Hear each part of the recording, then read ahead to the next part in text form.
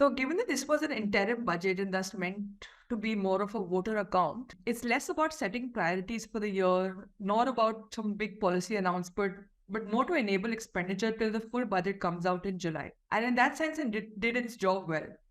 Unlike last interim budget, which saw the announcement of the PM Kisan scheme, this year there were no major announcements, but instead we saw the government reiterating its focus on capital expenditure whilst maintaining its welfare stance on direct benefit transfers, housing, and of course the motto Sabka Saath, Sabka Vikas, and Sabka Vishwas. So to me, it was a business as usual budget in some ways, trying to kind of summarize what its policy priorities have been over the last few years.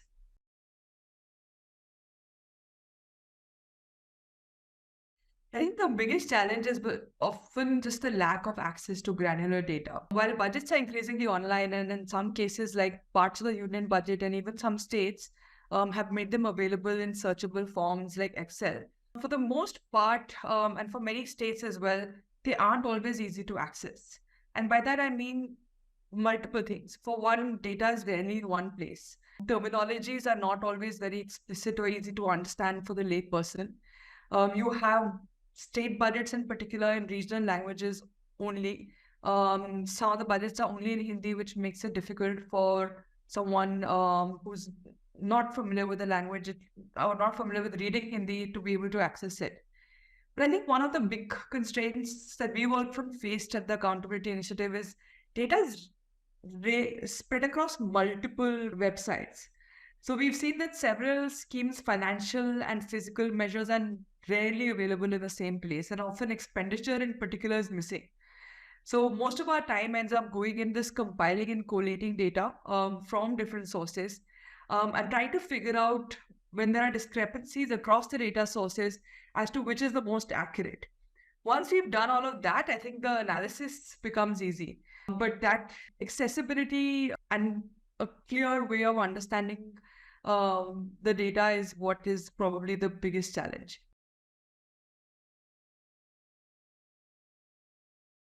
So we recently had an event where we tried to release, it was a launch of a primer that we had done on understanding health budgets. And our attempt was precisely coming from the frustration that we've all faced, where sometimes we're trying to answer a policy question and either the data doesn't exist or you're not sure what data to use and what are the limitations of the data that you're using. So I think that's been one of our attempts of trying to make it more accessible, and I hope that people find it useful. The event details are online and the primer itself is online. But if I had to break it down, I think the first step, and we've been trying to think of what a good, transparent data management system in some ways looks like, and budgets are a critical source of such data, is to have terminologies in an easy to understand manner so that people can understand it.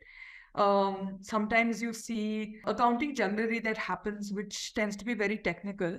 How do you make it in a way that even a lay person or the general populace is able to understand it? The other way, and I think, like I said, there are groups both within government, but also civil society organizations that are working to try and collate data in one single place.